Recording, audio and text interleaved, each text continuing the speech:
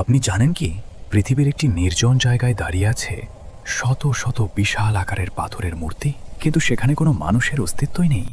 এই দ্বীপটির নাম Easter island.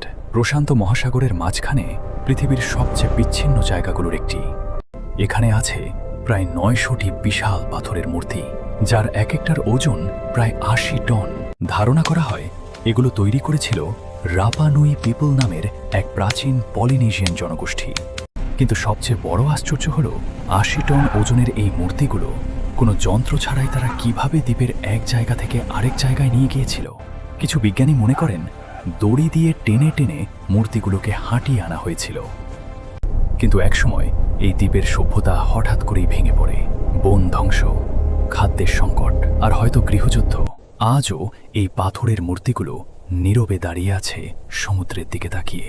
হয়তো তারা এখনো লুকিয়ে রেখেছে এক হারিয়ে যাওয়া সভ্যতার গল্প। এমন আরও রহস্য সম্পর্কে আরও জানতে সাবস্ক্রাইব করুন ফ্যাক্ট শিফটার।